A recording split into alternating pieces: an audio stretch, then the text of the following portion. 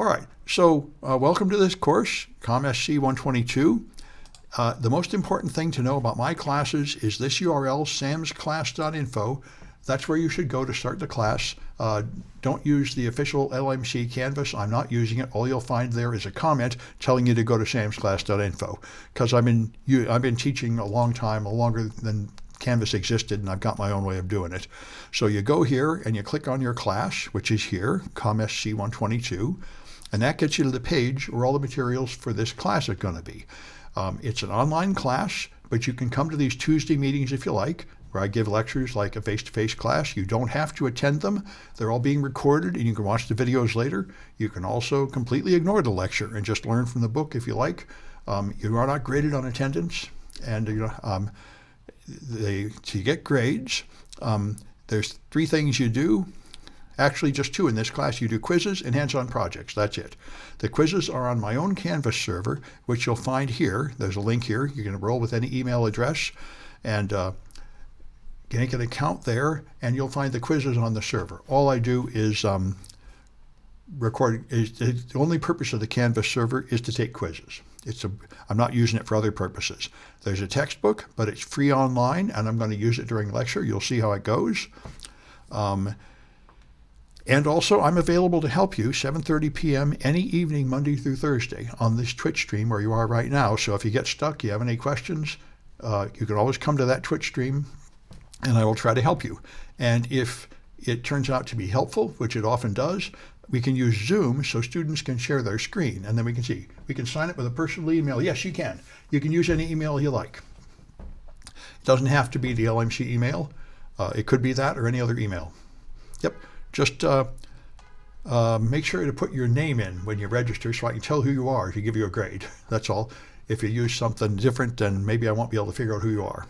So all right, so what we're going to do here is we're going to learn Python. Python is the best first language to learn. This is intended for students who don't know anything about programming. If you do know programming in any language, this will be very easy.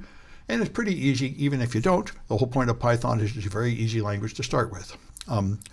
So the quizzes are multiple choice, online, and open book, and so on. All right.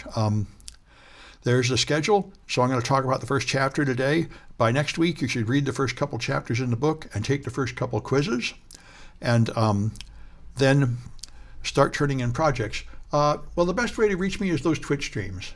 That's the best way. If you can't do that, the next best thing would probably be to send a message inside Canvas.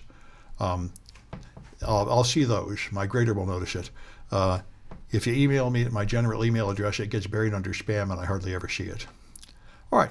Anyway, so that's what's going to happen. And so you'll have if you go to the Canvas here, you'll see, once you've logged in and joined the course, then you'll see the grading system. It's right up here is the grading system.